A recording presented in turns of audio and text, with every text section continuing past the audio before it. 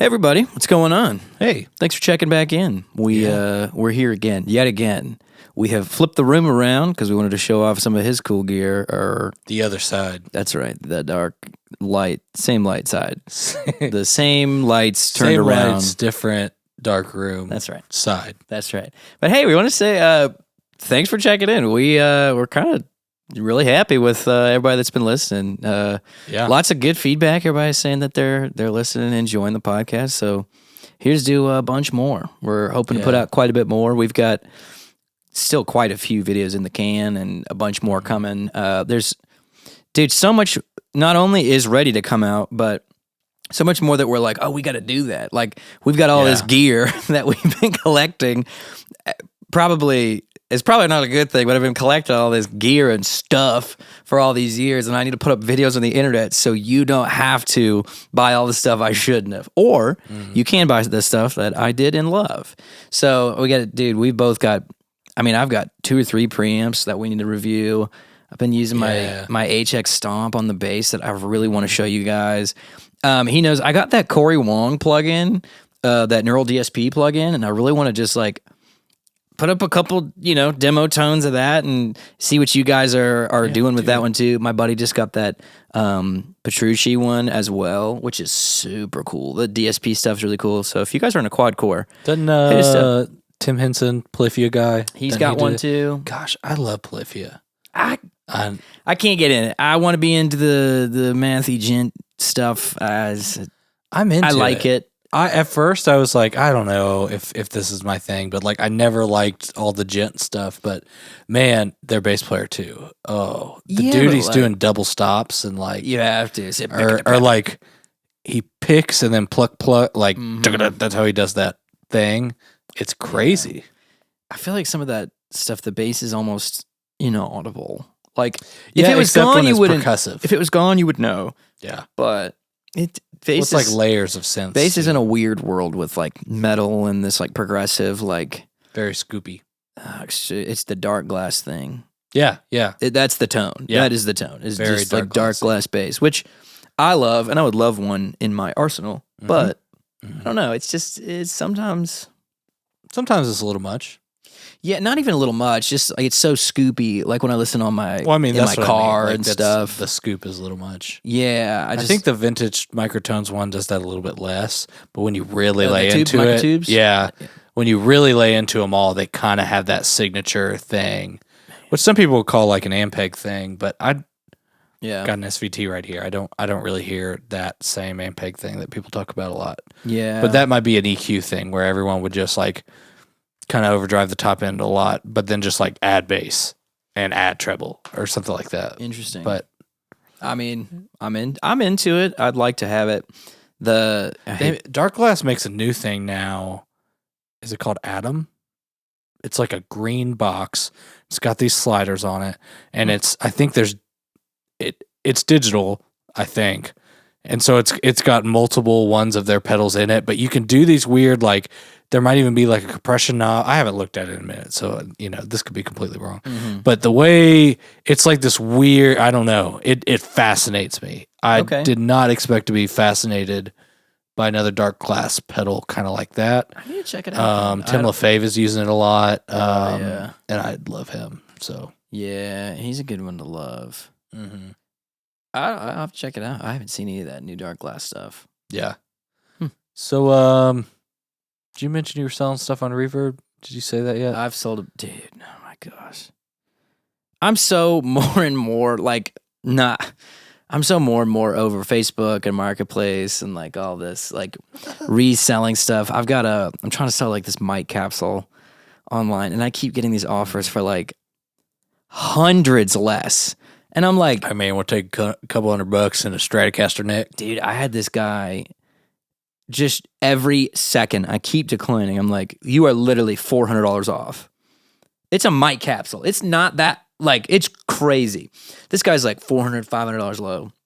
I'm like, dude, like, I've said no. Like, this is my lowest dollar. And he's like, would you take? I think you should leave. There's a skit. There's a skit where he's like in the middle of this, like, for lack of a better term, he's annoying his coworker a lot and being like kind of the terrible character that he always plays in that entire show. And then he's just like, I need a break really quick. And he pulls out his cell phone. And he's like, dude, I'm not going there. You live like so far. And he's talking about this dude that wants to buy like, I think he's selling a bike or something. And he's like, you just live so far. I'm not coming to you. Anyway, that's I love that show. Anybody who has not watched, I think you should leave. It's so polar. You either like completely hate it or you love it. Yeah. And I love it. I'm in for sure. Like, it's that you Nathan live like for so you. Far. Yeah. The cringe. It's so cringy. Kate won't watch it with me. My wife won't watch it with me because one, I watched it so much. And then secondly, like the Nathan for you thing where you just like live in the cringe for a moment and it doesn't like it just lets you sit in it. Yeah. She can't take it. She can't take the heat. I can take the heat. I think it's hilarious. I got so used to it with The Office, and then now I just love it. It's the same thing. Which she loves The Office. She maybe doesn't like Office season 1 as much as I do. A dry season of television. Oh, I love it. It's so perfect. But anyways, Reverb. Reverb, yeah. This guy, I'm literally like trying to eat dinner, and this guy is like lighting me up. Would you please take this? I can't go any higher. This is my final offer. Please, I'll purchase today. Like, please, I need this. Ship now? I need this. And he was like, hey, I see the capsules. Like, it's like only $750 on Sweetwater, and I was like, no, it's not. Like, I'll send you the link. I have access to the internet also. I can see it. Like, I know exactly what I paid for this thing. That's crazy. So I just, oh gosh, it's bothered me. And we just talked a little bit today. It's like, what is Facebook Marketplace at this point really doing for us? Are you pulling up Reverb? I'm looking at Reverb right now when you say that. Sorry, go on. Oh, you're good. It's just like, what is Facebook Marketplace really doing for us as musicians? Because I used to think it's like, oh, this is awesome. Yep. Like, what are you trying to message somebody right now? I just sold something. So sorry to cut it. No, you're good. I just sold. We did a demo on the BC Rich Mockingbird that I have 1983. Mm-hmm. So cool. Check it out. We got the video on the channel. Yeah, check it out. Such a cool bass, such a cool vibe. It just didn't fit in my workflow anymore. And I bought it on a whim when we were on tour. When you're at Chicago Music Exchange, money seems irrelevant. You're like, well, I'm here. Right. And they're like, we'll cut you a deal, man. You're like, I know you and will. they did. I still lost a little bit of money on it. But anyway, this guy, Ian, hi, Ian, hope you enjoy your bass. He messaged me, and hilariously, this is the blessing and curse of us being online a lot. Yeah. He found the video. He saw my name, searched my name, found the video, and commented on our bass video like, looking forward to hearing it myself or something like that. Did he use our referral link? No, I mean, he should. Yeah, here's the next shameless plug. We have a Reverb link. Yeah, use our referral link. We got more coming, but Reverb is up now. So like all you do is click it, and you don't have to buy anything bass related. You click it, and whatever you buy on the site, we'll get like $1 for or something. So it's not a big deal, but like if you're bored, just, click the link and then buy what you would normally buy if you're going to buy something. Any support is greatly appreciated. Yeah, if you're trying to avoid buying new things, that's okay. Don't click the link. It's fine. That's cool. If you haven't signed up for Reverb, sign up. It's cool. Helps you get, like, I have these like lists of things I like that I'm always kind of looking for. I don't think it'll give you alerts when like a new thing pops up, but you can look at that list a lot. See how the prices change or whatever. So that's kind of the benefits of signing up. Mm-hmm. But yeah, do you have that? Do you have like a phone note of all the stuff that you wake up in the morning and search Facebook for? Absolutely not. That would be so bad for me. Well, my buddy does, and he kind of put me on it, and I was like, well, it's kind of smart. And we honestly do quite a bit of travel, and even outside of music, I travel a ton. So I was down in like Orlando area, and I was just, hours deep in that Facebook Marketplace because I'm like, this is like a new world. Like, I'm like, what kind of deals do they have down here? So I'm like looking for basses. I'm looking for pedals. I'm looking for watches. I'm looking for shoes. I'm like, what do they got? Luggage, carry-on, suitcase? I'm sure. I'll look for it. So I was like, you want to plug your other thing while we're at it? Well, the thing. Your vintage store. Oh yeah, I sell vintage clothes. I guess this is the plug episode. This is the get paid episode. I'm just kidding. This is the sellout episode. I got one more when we're done with this. Oh, I keep them coming, baby. No, I just sell some vintage clothes online. I go to a bunch of thrift stores and stuff and find, like all the like starter jackets, and like the just fun like little t-shirts or whatever. It's called Dad Closet. Dad Dad.closet on Instagram. Perfect branding. It's got the Lego branding. It's so great. Shout out my childhood. Yeah. So, you flew to Atlanta. No, did you take the bus? No, I flew down to Orlando. This wasn't for the band. Oh, okay. Well, that's the thing. When you do these fly gigs, sometimes you find a cool deal, but you're like, I don't have transportation, or I can't take that back on the airplane. Like if it's good enough, you can go to a UPS store and ship it back. But like, well, it's hard to find those things. Pedals are easy. I fly with this double mono bag, so I've always got an open spot. You can slide that in. Yeah. So when I fly, I take my double mono bag, but I always have like one side open that I just shove a bunch of clothes in. So I'm like, this would be perfect if I found Nashville something. way. Yeah. That's what they say. Shout out my buddy Cole for the idea list and for both of them. Yeah, he's the phone note guy. Cole's World. He's the phone note guy. Cole says? I think it is. Cole World. Sure. I don't know. No, dude. The Facebook thing it's like so good and so bad. I was telling him I was selling some Jordans. That's right. I was selling some Jordans on Facebook, and I get weirdly blown up about these because I've got quite a collection that I do not touch, and I want to sell to buy bases basically.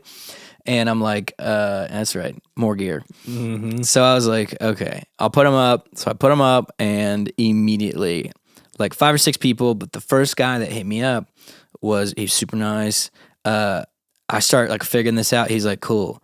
Can you like drop them off to me after school? And I was like, oh, I'm dealing with like a high schooler, a child. This is special. Yeah. And I was like, I mean, it's pretty far. Like, I'm not gonna just like you live like so far.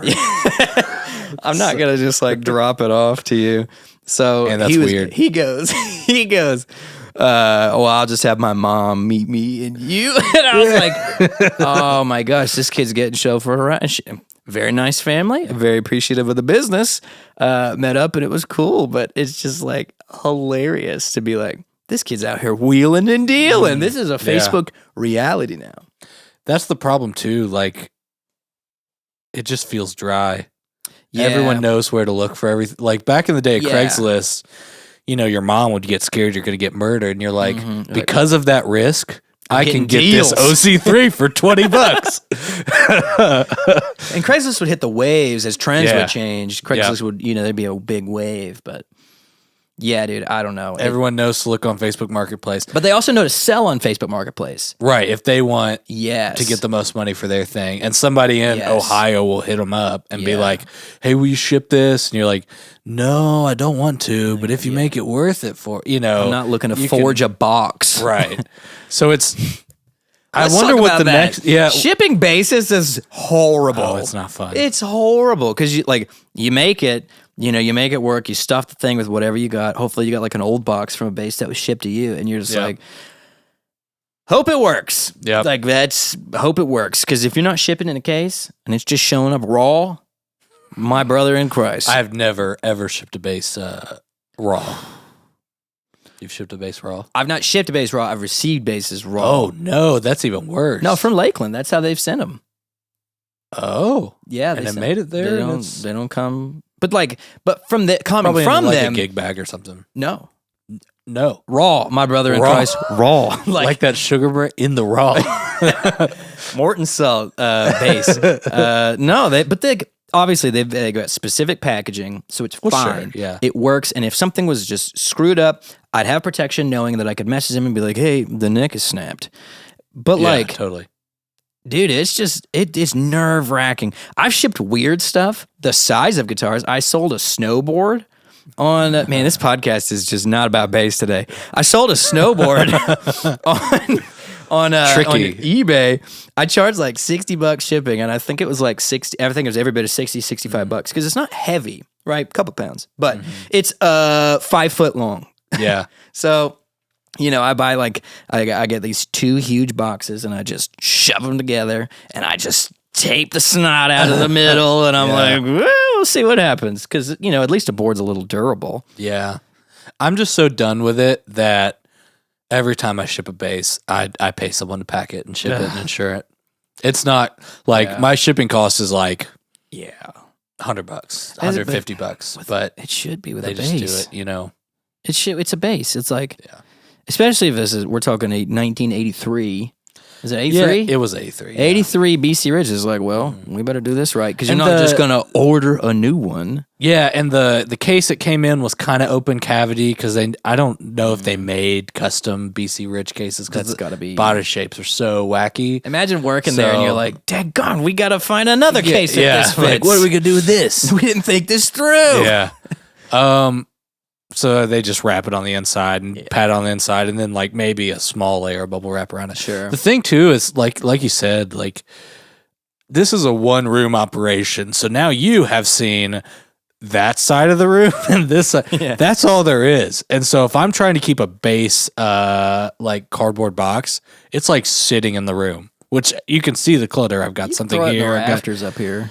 Yeah, but that's like you don't see the ceiling. The ceiling is the best part of walking in here. So it's so high. Looking up, baby. Sorry, it's I don't know. I just throw them in my garage, but I only keep one. I need to start throwing them in my shed and then throw in like old drum hardware, and that's my next thing. I've got to figure out like storage in here. I've got like this big storage shelf over here, but like mic stands and stuff, I don't want to throw them outside where they get cold or hot or whatever, especially the really nice ones, but it's so hard to keep it organized in like a 1-room area.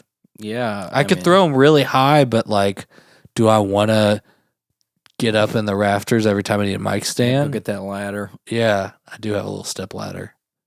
I look pretty cool on it. I don't look cool. I don't think anybody looks cool on a step ladder. It's just like the least cool. I mean, not a ladder fan in general, but Yeah. So here's the other plug. I have a studio/creative business called Furlong Creative. We are now showing you the studio part of it, where I mix and do whatever. I mostly do like people edit, or people will record their podcasts, and I'll kind of help them find some gear or some budget friendly gear, and then they'll send me their podcast and I'll edit it down, and just like, so all they do is record files, send it to me, and they get back like a full show. So that's my main thing, and I have everything set up in a way that I work on the road as well, or like that's the goal with every show, is I get it right in the studio. I build that into templates and different workflows so that when I'm on the road, I can still work on the podcast thing. Because having that, especially at a level like we're at with Abby, like it's just you got to have other work to fill in the gaps. yeah, You're playing an amazing stage, and then you're playing like the worst DIY venue ever, like nowhere in between. It's just like this weird up and down cycle.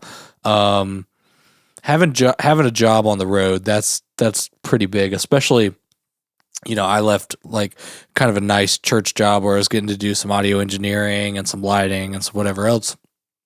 So from that, it's like, I really had to kind of create the opportunity for myself. And you would be the same way with your vintage stuff, where it's like, if the opportunity is not coming to you, as a musician, as a bass player, whatever, like, I don't think there's anything wrong with, creating that opportunity for yourself and just hustling until you can kind of shape, the goal is to shape your life into what you think it should be. Like, if you're, this has got really like Oprah Winfrey or like Dr. Phil-ish inspirational.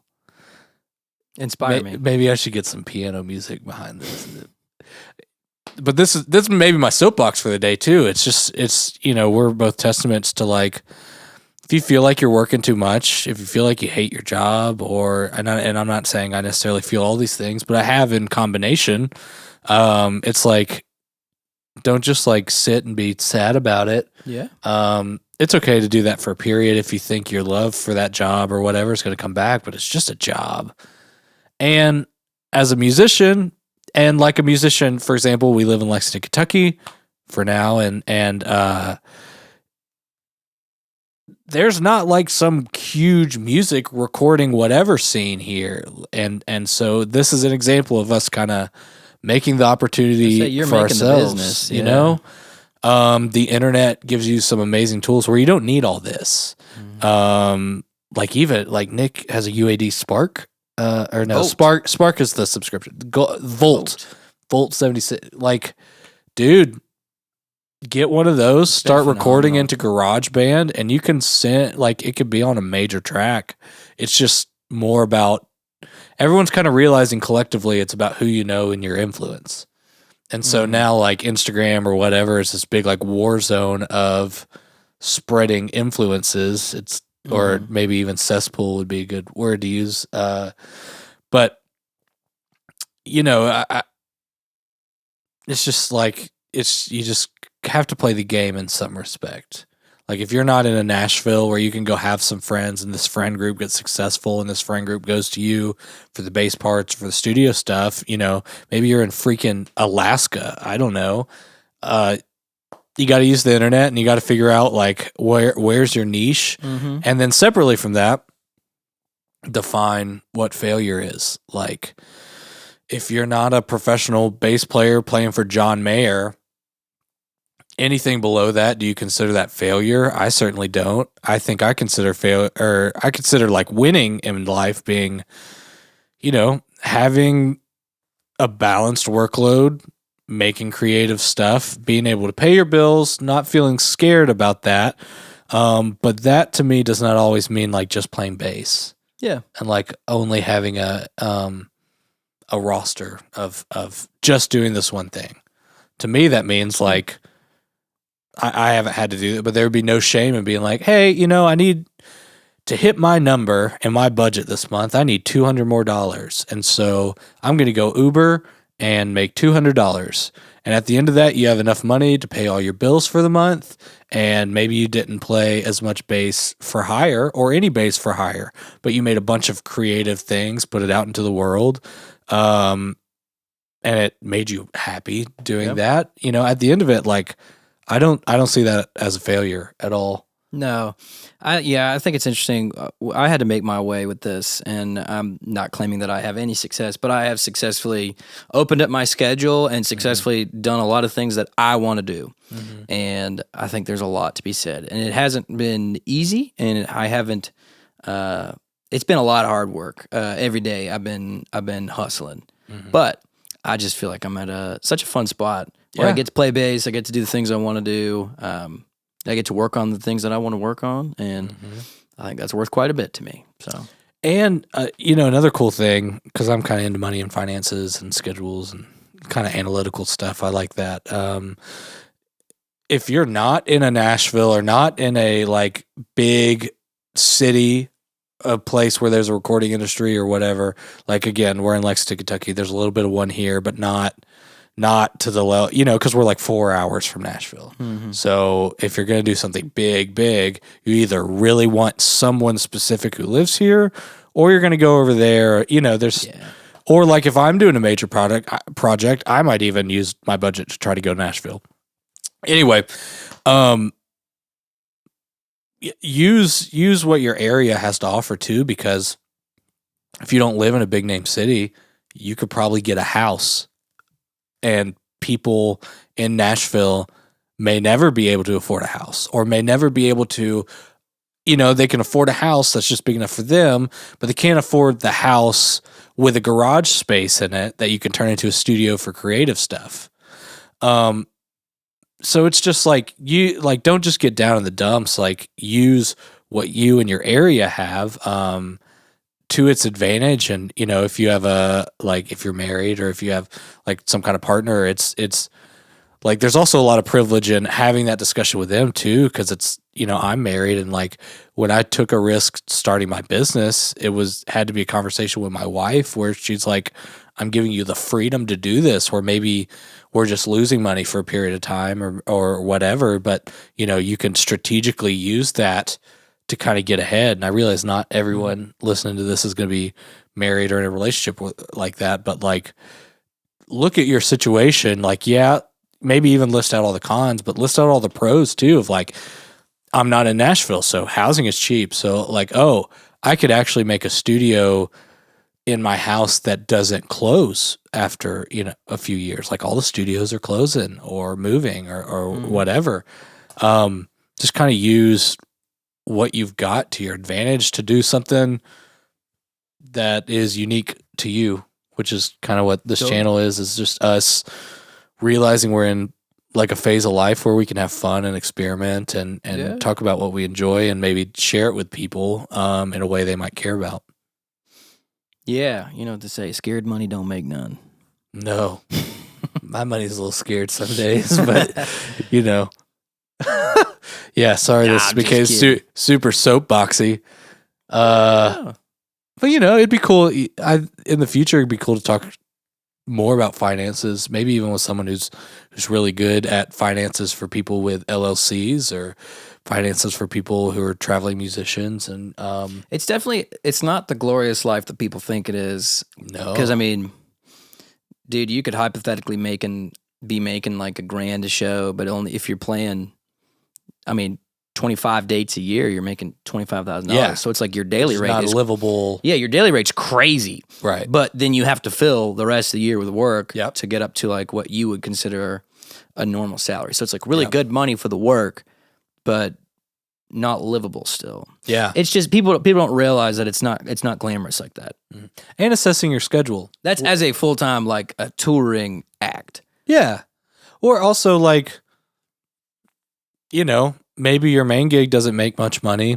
Somebody offers you a fill-in tour or some fill-in gigs where you have to travel again, but you're like, that's like my only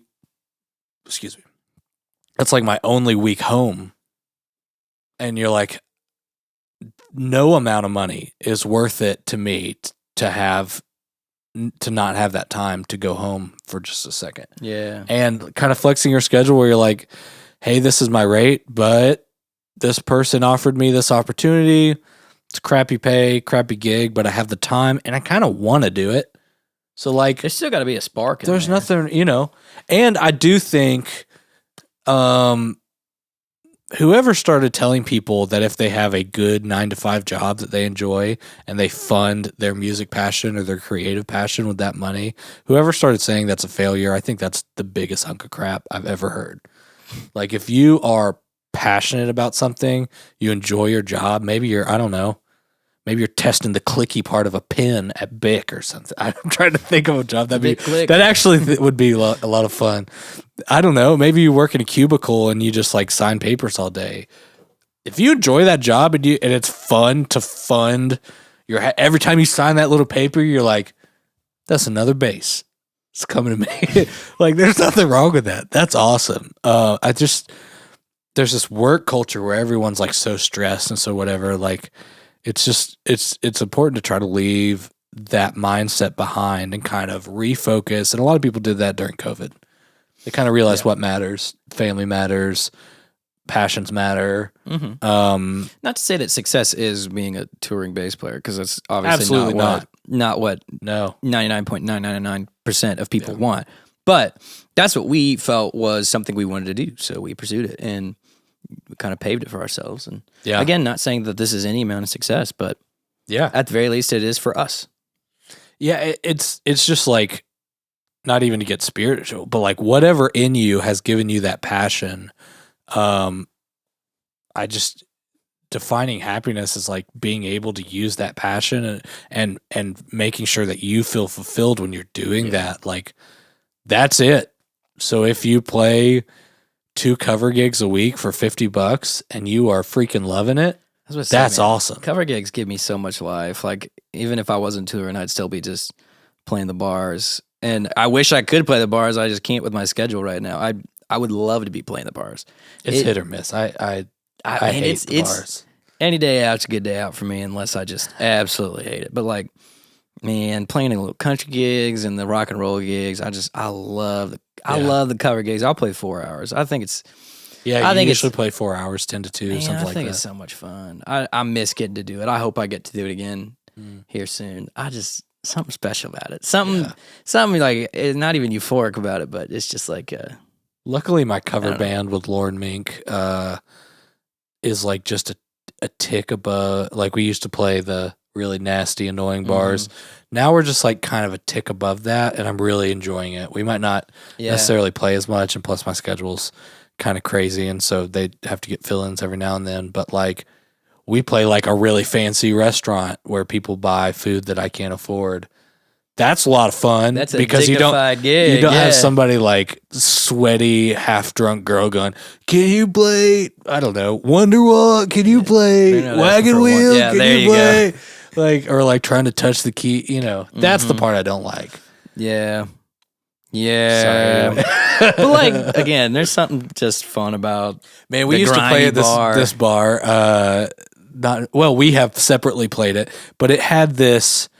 I don't know. They had like a Thirsty Thursday thing where it's like you pay not much money and people just get like a bucket. Yeah, they just get out of hand. All these UK college kids, and it's just nauseating to be there because it gets so packed at like midnight or 1 a.m. and you're playing and everyone's disgusting. But then, kind of like Blues Brothers, it had this railing across the front of the stage to keep people out of the stage, which is awesome in itself. But then there was a railing on the back too, and a garage door that would open up to like one of the streets. But I'd have my bass in my hand, and I could touch the railing behind me that was behind me, like on the stage, and I'd feel it in my teeth. I'd feel like a electrical little like. My teeth would vibrate. And I've never really forgotten that feeling because every time I get there, I was like, man, this could kill me. I could die at any moment because whatever's happening here, there's a danger. I do not like. There's a danger. But every now and then I just touch it to make sure I'm still alive. That's right. Makes still feel that vibration, you know? That's got a crappy deal with when you're playing at 2 a.m. Dude, yeah. In a college town that also has horse racing. You just plug your amp in. You know that when you plug your amp in and it's just screaming at you and you're like, man, I plugged this amp in 2 hours ago and then right now, just because the electrical is run in the 1800s. Just kidding. But like, right. It's just like so old, or like, you know, there's just something in the air that causes your amp to just disagree with the moon and the stars. And you're like, well, we're either dealing with it or not having a bass spilling player. A full Budweiser on the wiring every day for the last 100 years. Yeah, no, it's just like, but like, as much like trouble as it is, it's just kind of fun to look back. There is a like, fun, you know. You're like, how ridiculous was that? Oh, absolutely. Dude, people would throw up. Like, you just be playing and you're looking out into the sea of college kids playing these annoying ass country songs. I'm sorry, I cussed.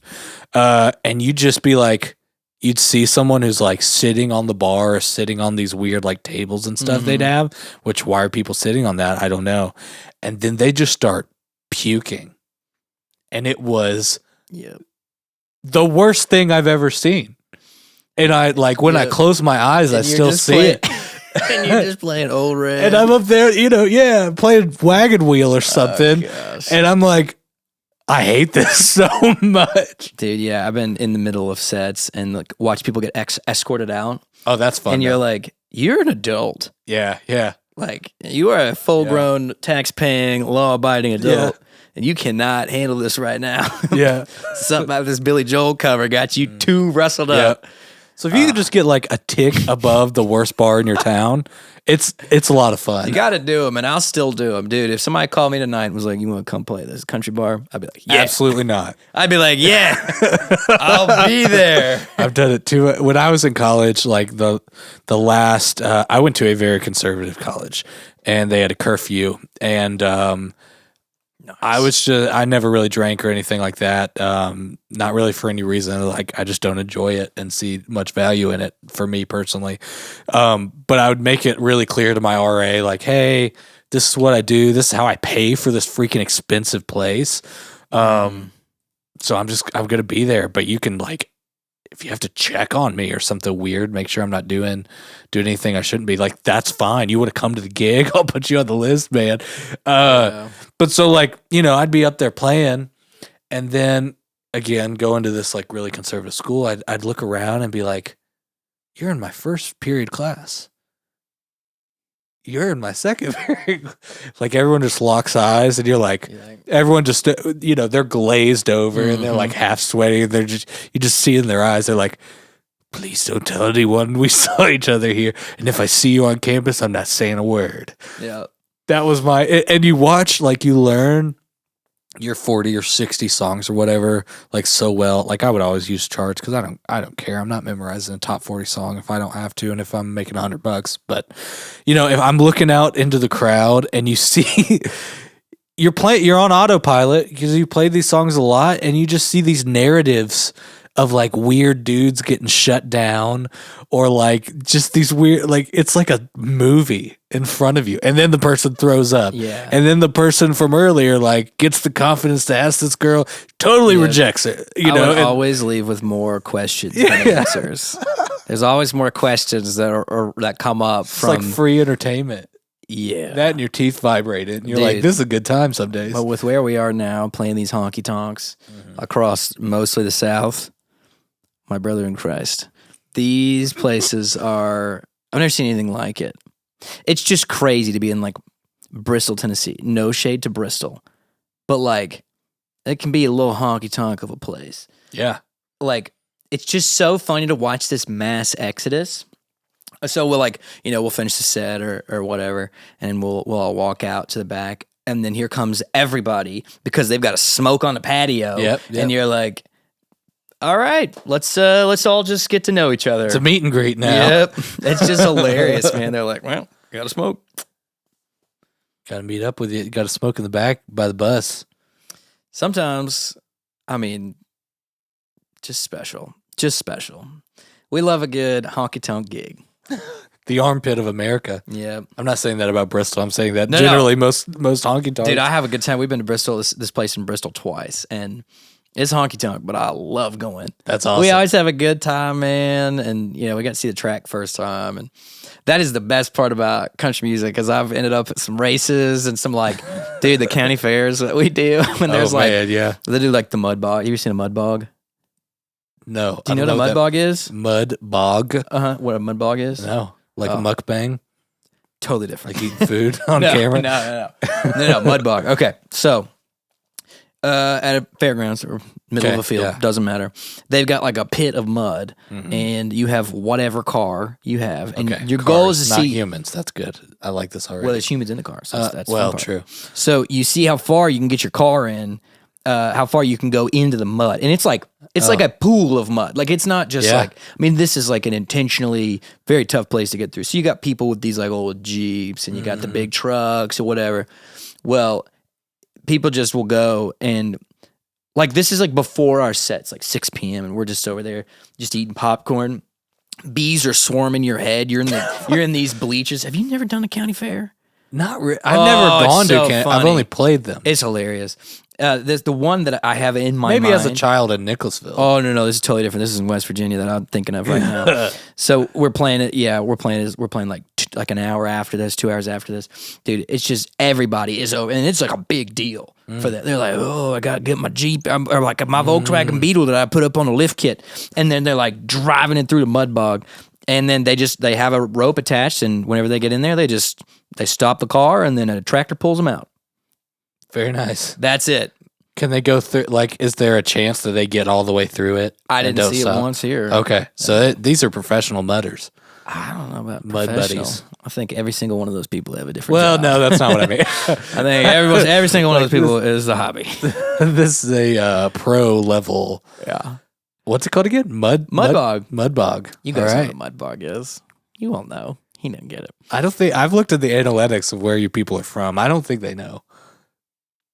Y'all from the city? We got city slickers in here. No, if you can get in the country circuit, it's a fun time. It's eye opening. It's a different clientele. It's real fun. America. That's right. I could see most of it. You going anywhere here soon? Like, where you guys hitting? Not playing. We've got an album. It's going to come out at some point. Okay. I played on parts of it, and also vague. I loved. It's such a good out. Like all the stuff, even the stuff in it I didn't play on, especially the stuff I didn't play on. Like it's so good. It shouldn't be this. It's so hard to love something you played on. I don't know why. Maybe I'm a narcissist, but I don't feel like that. I don't feel like that if I love the song before I get to play on it.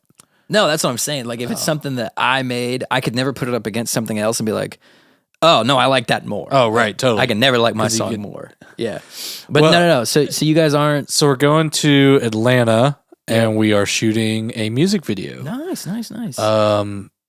My understanding is, well, if I can get away with it, I'll shoot like a back. I know they're shooting a behind the scenes thing. I might shoot like a behind the scenes. Like I might do like a vlog kind of thing if I can get away with it. No one swats my phone away. But we're filming. We've got like probably 3 or 4 different scenes. I think I'm in 2 or 3 of them. And what's your role? What are you playing? I don't know if I can tell you that. All right. I think we are shooting though with a big old LED wall. Hey, that's cool. Like Mandalorian style. Well, we video. I did like a acoustic video for the guy I play for, but I've never done like. And it was great. Yeah, it looks really good. It looks really good. He had a great guy out of Nashville do him. Wait, there was an LED wall for that? I thought you were in like a party room. Okay. No. It was in like the bottom of a paint factory in Nashville. Pretty cool. Huh. Yeah. Lots of fumes. I mean, it was loud. The place really got a vibe. It was loud, like the whole time. You could hear like the mixers upstairs, like I mean, it's like an old building. So yeah, it was a funny little thing, but one music video down. Yeah. For ours, I think it might have kind of a quicker turnaround than literally. Well, we recorded this like 2-3 years ago. By the time it comes out, it might be 3 years. Nice. And I just hope that like on the packaging of the album or whatever, that in the corner it says 3-year remaster, like special edition, like on the day it comes out. That would be my dream. Just kidding. That's hilarious. Mostly. So we're filming this thing. It should be fun. Okay. Hopefully help. Are you doing shots playing? Yeah. Are you gonna bring your amp? Yeah. You're not gonna rent something? No. Well, I mean, so I have an SVT and I have the a 212 AV cabinet, and it looks so cool. I mean, the thing, like, maybe it'll be turned on. Maybe. You got for the video. On. We'll turn the light on. A little red light. Y'all on the switch. Yeah. Yeah. It's got the red light, but it has a fan noise that's really loud. It's not like they're taking audio. I know. I'd turn it on. I'll turn it on. I'll turn it on. That and then probably put the Noble on top just so everybody knows. I'm not gonna take it. Just so you just set it on top of the head. Noble. Well, there it is. We bang, bang. Snuck it in. They requested, I sent them a picture of all my basses of like, hey, with the vibe they're going for, which bass they want me to bring. So I'm going to have the K Hollowbody and the Ampeg and getting some money out of wear the K. like some thrift store oversized brown and red, like blocky 90s style clothing. Cool. Nice. I'm going to look like a big dummy, but it'll be awesome. We'll all look like dummies. Love it. I've got a couple. I love it. So, but no, other than that, no gigs coming up? I mean, other than like way down the road. I always got something. Yeah, way down the road. Not that I can remember off the top of my head. I'll tell you what, I've driven through Atlanta more times than I can count, and I haven't stopped once. I've never you probably stopped in the traffic. Oh, yeah, I stopped every time by that stage. Dude, it could be 3 a.m. and I'm still gonna be sitting there on the road. Yeah. But no, I don't know. I don't know what's going on. My family always lived in the South, and so at one point, some of my family that's in the military lived in Atlanta. Yeah.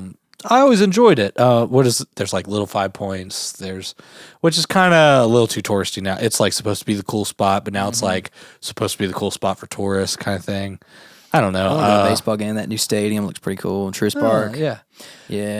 I've got some friends that have moved, like a lot of film friends have moved. I know, it's that hot spot. Yeah. Yeah. A lot of those people have now mostly been in Indianapolis. So most of my friends now who do film stuff are there. I'm headed to Indy this weekend. But it's a cool place, man. The hi-fi, the lo-fi. I want to go to hi-fi. Mhm. I want to go to hi-fi. They've got I've got a... We should talk about it. Maybe I can make a public list here. But okay. All right. every place we go, I'm such like a fat foodie that I just make these Yelp lists by Hey, that's cities. cool. And I kind of Dude. try to find who tells me where to go. And then We ought to throw our own list because the amount of places I've been Yeah. at this point in my life, I would love to tell y'all should make it the which Tory Hardee's basis. pilot combos I've eaten. No, I'm just kidding. No, I have had some really, really good food. Dude, I've always talked about this barbecue place in Arkansas, in Fayetteville. That is just like, it was unreal, dude. It didn't make any sense. That we were playing at JJ's Live. Don't make no sense. Don't make no sense. We're playing at JJ's Live, which Abby is playing at JJ's Live. For the Hound Mouth without thing? you, Yeah. which stinks. But JJ's is so cool, dude. Yeah. It's this cool place where it used to be like an open air thing with like this balcony, so like super cool. Well, then they like roofed it in, like retroactively, but it's got these big doors and everything, so it's like low key open air kind of. Really cool venue, really really cool. Big murals, like clean place, like cool stuff around it. Like it's a really nice place. Yeah, Man, you're missing all out these- there. There's so many little, I don't know, doing even our small amount of little touring. So many cool venues out there. Yeah, dude, we're hitting more and more of them. Luckily and honestly, oh, she's hitting Mars Music Hall too. That's a clean new place in what's that city? Huntsville, Alabama. I have family in Alabama too, in Birmingham and Montgomery. I have a fine time in Alabama. It's always hot. We went to Birmingham. So Phoebe Bridgers did the like. Did she call it "This Is the End" tour? Like the tour she's been on with the crazy poster and the whatever. And then like kind of after she announced it COVID-y time, and it was right before maybe like the second or third big surge. So then she switched all the dates to outdoor dates, and we lost our tickets in the process of that. We couldn't get tickets to. Or the date. Sorry, we had tickets, but the date didn't work. That kind of thing. Okay. So we saw that she was playing Birmingham. Tickets were not sold out. Birmingham is not that expensive of a city to try to go to and vacation to. No, it's not too far from us. It's not that either. far when you think about 4 it. hours. So yeah, we 5 spent the hours. week in Birmingham for our anniversary. Saw Phoebe Bridgers. Cool. Every person there was wearing Doc Martens. Yeah, it's essential. And she was playing way too small of a venue. So, and it was Kind of a like fun vibe. kind of rainy, which that wasn't fun. And then her LED wall died. Weird. And the whole like thing was this like book that opens up and like does thematic stuff there, and it died. Well, I hope she was renting. She probably was. she was for sure. I For would be sure. renting. Man, I'm hitting. Let's see where we headed this week. This coming week, I'm going to like DC and a couple Florida shows. Yeah, DC's fun. Which every time I go to DC, it's always private, so I have a great time. I love a little private gig, Little, just like to little spice it up. back room deals going on. So, Dude, you know, very Washington I'm DC. talking power acoustic, which means the bass player gets to play acoustic. I get to play rhythm acoustic, baby. Yeah. That's right. And actually, last week I had to play. My guitar player couldn't make it, so I literally had to fill in guitar on You're acoustic. talented like that. Well, it wasn't great, but I did it. No, I'm sure it was great. Well, it was fine. We played at the Nashville soccer team's like opening day, which is cool. brilliant. I love the Nashville soccer team. I've been to a couple games now. Have a great time every time I'm down there. I'm into the soccer wave. I'm feeling the soccer wave. Riding the wave, dog. I'm riding the wave. So we got those coming up. We're hitting like we're going to Dallas for the rodeo. Oh, I think we're going to Fort Worth. So okay, I was Dallas people do not like it when they say Fort Worth and the Dallas Fort Worth area. Yeah, so I'm going to DFW area, but Lord knows somebody's gonna be mad about that. Look, I wish I knew. We don't make the rules here. I want to say it's in Fort Worth, but we're doing a rodeo in Fort Worth, which would be really really fun. But it's like 3 shows in like one day. It's all this backline stuff. They're like gonna have us play here, have us go here. That's either going to be terrible or awesome. Well, it's only 2 shows, but Walker's singing the anthem too. So it's like, fun stuff. And then completely separately, I'm going to get to go to Europe a couple times this year. Yeah. Once to play music, once for like a friend's wedding, which is really funny. So we'll get some more insights into flying with gear, which Honestly, I'm at the point where I'll backline anything. I'm like, look, you guys have a guitar with 6 strings, I will play it. Like, well, you know, when you have a Noble, it sounds good wherever you go. It does have a little fuse in it, and you flip this, like, you open it up, and the fuse to switch it to the European voltage is I need to send you a it's a link to like a plug that just converts for you. That's like it's like a travel thing with like the prongs that you just push out. It's pretty cool. Huh. It's pretty cool. Is it safe for amplifiers? I do not have any evidence that it is, but I'm not bringing an amp. So when I go, I'm either going to take my big Helix or honestly, I'll take that little Helix. Yeah. I'll just make it work with 3 buttons and the truth. You know what I'm saying? Yeah. Yeah. Well, and I got the 4 and the 5. Yeah, I'll make it work. I'll fly with that, and I'll just throw it in a suitcase because we got to. So we'll be flying in, riding a train, riding another train, flying back. So it's going to be like quite the transit logistical trip. So I will fill you guys in on how that goes for sure. When we played in New York, we made. I don't know if it's a good or bad decision in hindsight. I think like it was a terrible decision. We took all our stuff on the subway. Did you bring an amp? I did not bring an amp. So I had bass, cart, pedal board. Like a backpack to get through the day because you can't really get back when you're in New York. You gotta have your stuff. And then drum set. Like they had hardware, but we bought snare cymbals. Those puppies are heavy, even if they got wheels and stuff. That gets old. It was such a. It was. Mono makes that backpack cymbal bag, but it's still just gonna rip your arms off. Yeah, I mean it's not comfy. Everyone was kind of sharing the load of all the stuff, and it was not very fun. Yeah, the gig was fun. People in New York use the little carts though. You didn't have a cart? I didn't have it with me. I have this like folding cart that changed but you still have to go up all these like stair. I guess they might have accessibility elevators. There's always an elevator. I have a Groove Gear. They called it a V-Cart Solo. I don't know if they still make it because they like looks like Groove Gear made like a separate brand of just hand trucks, which is funny. Nah, dog. I literally just bought a Sam's Club. Like the brand is Costco, Costco, not Costco. Yeah. I have the Costco. Yeah, and it's perfect. It has lasted me literally, I think, 15 years at this point. Well, this V-Cart it'll do the flat. It'll do the flatbed with like 4 wheels, or it'll do like a regular like a dolly style, and then it has a separate wheels that'll come with the back so that you can tip it a little bit in dolly mode, and it would stay cool. Yeah, it'll stay upright with a full 810 on it. Nice. See, you can wheel the whole thing. Mine does not have that without having to dolly get it for really real. dolly it. Yeah. It's super cool. I've had it for years. The only reason I bought it is because I had a friend who got a big discount at Guitar Center. That's the only way I could afford it because they were expensive. We love a Guitar Center discount, which speaking of, I do not have a Guitar Center discount. I know. All the plugs have gone.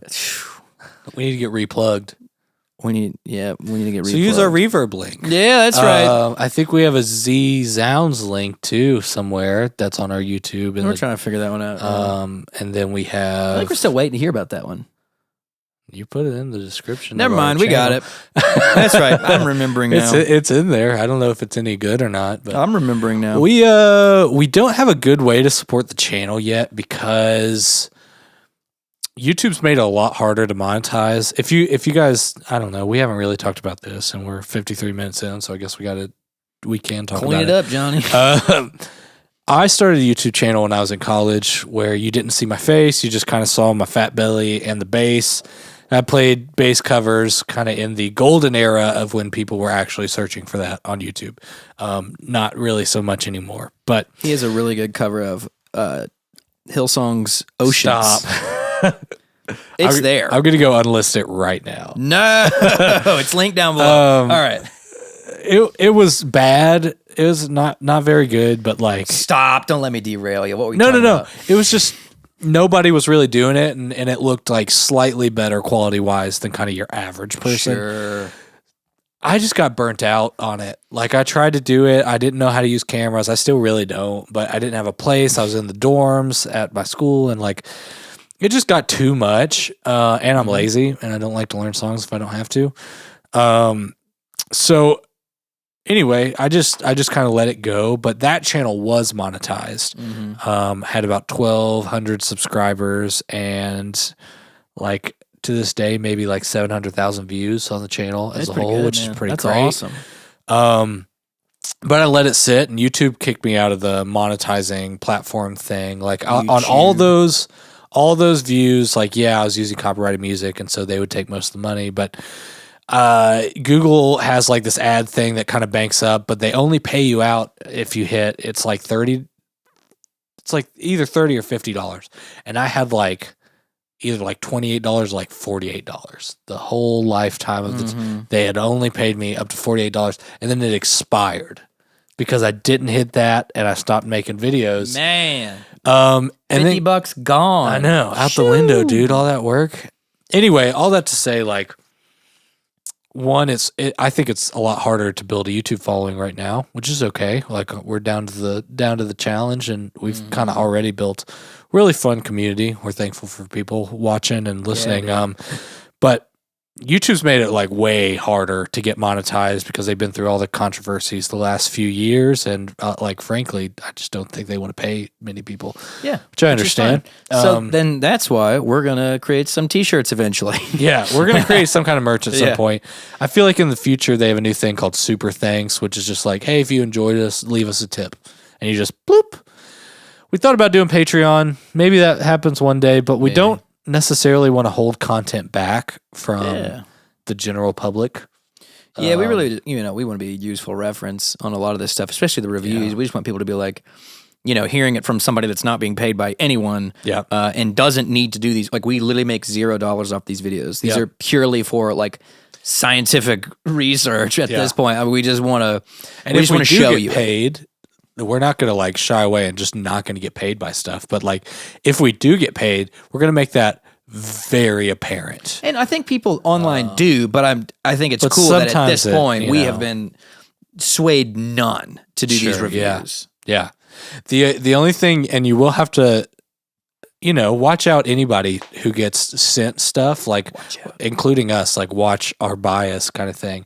The only thing we are getting sent some stuff to review, which is great because it's not like I have the money to go buy that or return it or, all this kind of stuff. So we're thankful for those kind of relationships, but we want to be really upfront about anything that happens and just not be a shill, just for what reason really. Like we said, it's a sellout episode. So like Origin Effects. We have not talked to them at all. Like, they're pretty big. They don't need someone like us. I impulse bought that pedal with my own human money, and I resold that pedal to get my human money back. Yeah, and a lot of people, that's like our review of that bass rig is probably it's probably our best performing video that's not a short. Yeah. Which, I hate shorts seeing on my subscription feed as much as anybody else, but that's just how you have to play the YouTube game right now. That's our most controversial video because a lot of people I really love that pedal. That's and cool we pedal. were not really feeling it Just not for us. For what we thought they advertised it as. Yep. So we want to keep being those people where, people comment and be like, hey, wow, I found... Out of the 20, everybody watches a million bass reviews for a pedal you're looking for. You want to hear everything. You're marathoning through all these reviews. So people are like, I watched all these reviews and you're the only one that's critical. And, there's probably a problem with that. Yep. Because we're not geniuses, but I feel like we ran into a instant issue. Yeah, and then people get their feelings hurt if they buy a pedal that's arguably overpriced and then you critique it.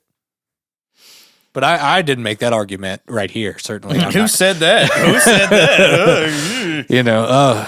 You get your ego attached to your Noble or your whatever. Yeah, or just name the piece of gear, or like guitar players have always been known as being pretty finicky if you say anything about their tone. It kind of extends to a lot of stuff. So it's really interesting dynamics. Yeah. Honestly, I don't know that if I would have got that pedal now, would I be against it? Like, I truthfully don't know that.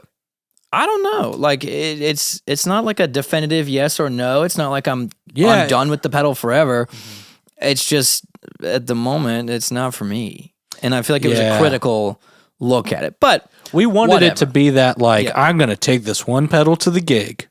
Yep. And I can get my distorted tone, and I can do little fun stuff to the amp and whatever. And we just found out it didn't function that way. Yeah. It really functions as a really legitimately great distortion pedal. And like that's it. So if you treat it like that, and it's a big one too. And it's big. It's a chunker. She's thick, which is fine. But man, she's got such a nice switch on her. Not to revisit the whole origin thing, but you know, we're not getting paid by anybody. So if there's something that you want us to review, especially if you're in town, just throw it over to us. We'll do a video. Yeah, there's like if you got something really interesting and we can figure out a way to responsibly, like, you know, you send it to us, we'll review it, we'll send it back. Yeah, it'd be fun. Well, we can do that too. Anyway, also I'm not afraid of Amazon returns, so point something out and I'll purchase it and return it. I am no stranger to the Whole Foods Amazon return section. Nice, Whole Foods. Yeah, I like going to Whole Foods. Gives me a reason to go to Whole Foods. Yeah, I buy deodorant at Whole Foods. He thinks he's better than me. No, absolutely. Hey, back in the day, they let you try all the beauty products and take it back if you don't like it. I think they got rid of that strategically with COVID. That's such an odd thing. But you could be like, man, all this hippie deodorant, I don't want to. I want my stank to be covered, man. And I don't know if these things can do that. And so you get to try them all and just take it back and be like, yeah, I took a swipe off this like $20 deodorant. Didn't work. Take it back, please. Dollar swipe, bro. And then all the employees go, I get to take this home. Anyway. Ew. All right. Well, all in all, we appreciate you guys and we appreciate you coming back. So, you know, like the video if you want. I don't know. Or whatever, you know, if you're listening somewhere. Tell your friends. Yeah, sure. Tell your mom. Yeah. Tell somebody. And if you, I noticed that we have more audio only listeners than I expected. And I really appreciate that. And that's awesome. Yeah. If you haven't subscribed to our YouTube channel, go do that. And maybe like find this episode and comment on us and tell us about yourself. We read all the comments. We do. We respond to all the comments. We do. We try to on Instagram too, even though Instagram's a little bigger and sometimes a little whatever. If you make a creepy comment, we won't respond to you. No, I'll block it immediately. And if you make a snarky comment, we might snark you right back. Snark them. In the name of love. Hey, look, feed the algorithm. I don't care. Yeah. You can't own me. But yeah, thanks again. We just want to make a cool environment here. And then I guess the last thing I'll say as we hit the 1 hour mark on my timer, we've got some, and I don't just say this, some really freaking cool podcast guests coming up. I'm so stoked. I am beyond excited. Yeah. People. Yeah. When we set out on this journey, I expected. I just didn't expect these people to say yes. And they keep saying yes. Especially this quickly. Yeah, and a lot of that comes from the support of people watching and interacting with the content. As long as our content, even though it's not the biggest, is showing that momentum of getting bigger or getting more engagement with the people who like it, it's just going to keep going. And it's like, again, just some of the people we have going on this year. It's just bucket list, amazing people to talk to. So yeah, stay tuned. As that happens, you know, if you have like specific questions, start asking them of us so that, like, you know, if we see a question a lot, especially, and a person who's kind of the authority on answering that is on the podcast, like, we'll ask them your question kind of thing. So yeah, it's only up from here. Absolutely. It's looking pretty good. And also, you know, I know we're asking a lot of you, tell us, do you like the rhythm we're in, where we're kind of trying to do like every other as an interview? Sometimes we do that. Sure. Like, do you like these episodes where we're just kind of shooting the breeze and having fun? And I personally feel like that's what's going to make this community more authentic, is that, like, you don't just come to us to learn what we think about stupid knobs on a piece of plastic pedal. That, like, we're here to have fun and you know, talk to people who agree or disagree, whatever, but we're just having fun. And we get to interview some cool people in the process instead of making the interviews the main thing. Yeah. And then separately, like merch wise, do you think dad hats are cool? Do you want us to make a dad hat with the bass logo on it? Do we make t-shirts? Like, do we make picks? What do we make? What's something easy that's like really cheap to you that you'd be like, yeah, I'd spend a couple bucks and buy that, and we can get it to you. Because this, we're losing money like the speed of light. and we're happy to do it. That's right. So, And I'd do it again. and I do it again over and over. So yeah, thanks so much. Thanks. Have a good day. If you're in your car, roll the window down if it's not raining. If it is raining, If it roll is it down. raining, roll it down. Turn the air conditioner on, man. Listen to some good music. All right. See ya.